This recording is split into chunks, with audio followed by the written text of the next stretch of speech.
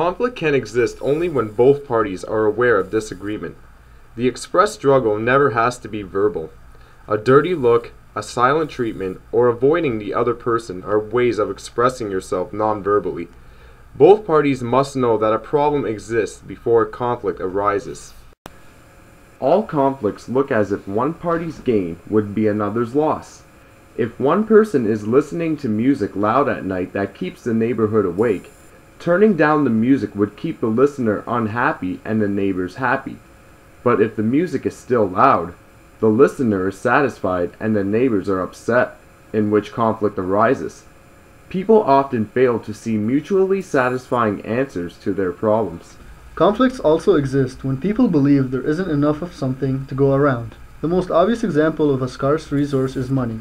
When there isn't enough money, a person desired it from someone else, and that can lead to a conflict between both parties.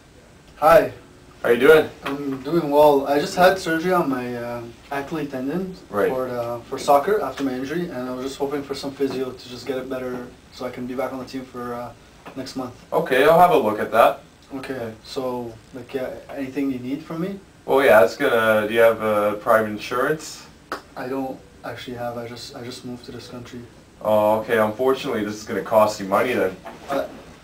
If you don't mind, can I just pay you back later after the treatment? Things don't work like that in Canada here, man. I'm sorry.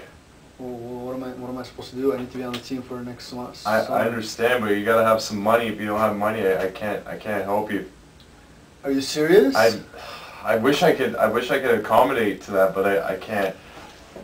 So you're just telling me that I'm gonna walk away like this with my Achilles tendon, just like that? I do care about your concern. You know what? Just forget it.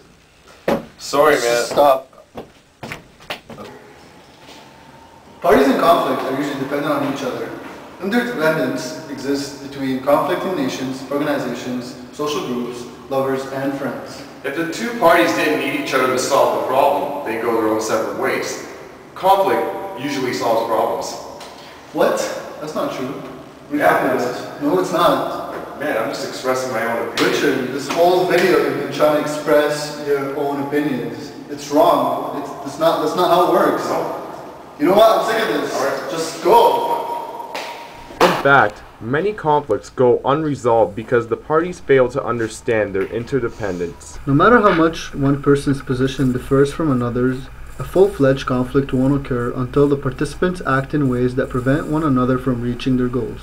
A good example is getting to know someone from the opposite sex that you're interested in, and then your friend comes by to act inappropriately to end the conversation, leading to a conflict between both parties.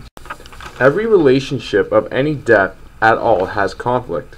No matter how close, how understanding, how compatible you are, there will be times when your ideas or actions or needs or goals won't match those to others around you.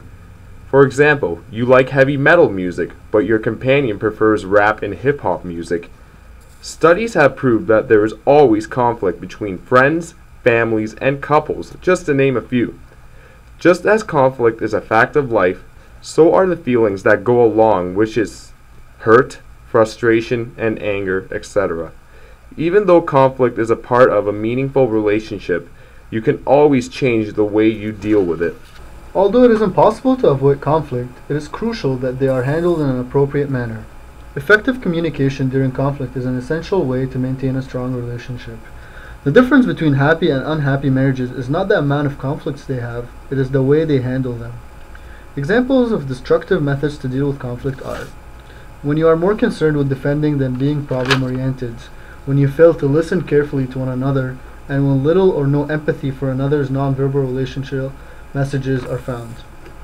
Successful methods to deal with conflict. When you view disagreement as healthy and recognize that conflicts need to be faced. Perception checking to find out what the other person is thinking, and letting one another understand the other side of dispute. When you are willing to admit your own mistakes, and when both people are willing to solve the problem at hand.